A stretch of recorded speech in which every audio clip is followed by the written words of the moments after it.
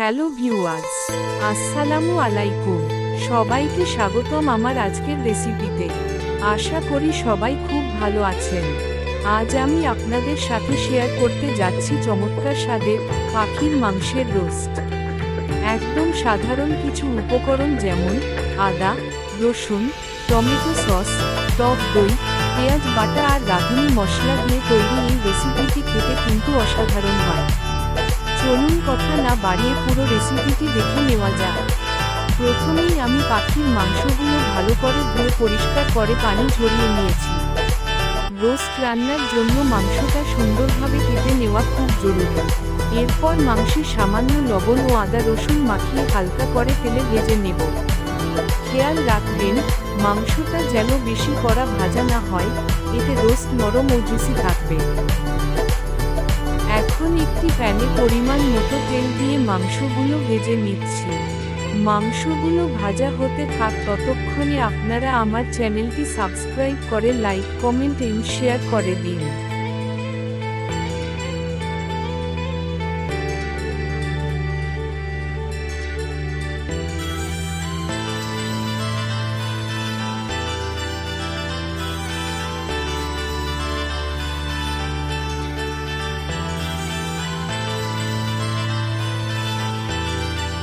এবার যে তেলে মাংস ভেজেছিলাম সেই তেলেই দিয়ে দিচ্ছি পরিমাণ মতো পেঁয়াজ বাটা।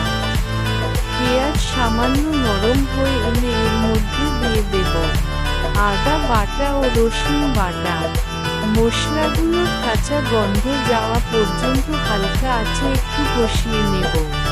মশলা কষানো হয়ে গেলে এবার যোগ করছি ফেটিয়ে রাখা টক দই। টক দই দিলে রোস্টের গ্রাভি বা ঝোলটা খুব মসৃণ ও সুস্বাদু হয়। মশলা খুলবো আমরা একেবারে না দিয়ে একের পর এক দিয়ে দিব।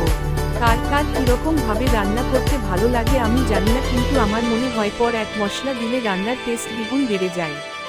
আমার নানি দাদিরা যখন রান্না করত দেখতাম শিলপাটায় বেটে সেই মশলা রান্নার করত। সেই রান্নার স্বাদ এখন আর আমরা চাইলেও খুঁজে পাই না। কার কার দাদি আর নানি বেঁচে আছে কমেন্টে জানাবেন।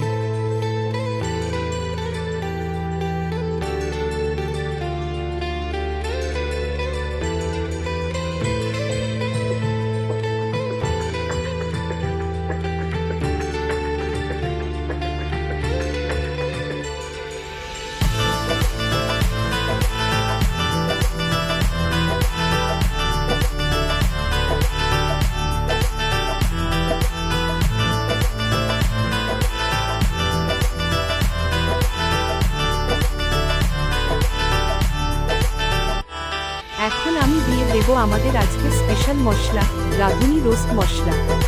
এই মশলাটা দিলে রান্নায় আলাদা কোনো ঝামেলাই থাকে না, খুব সুন্দর একটা অ্যারোমা বা সুবাস আসে। সাথে দিয়ে দিচ্ছি কিছুটা টমেটো সস।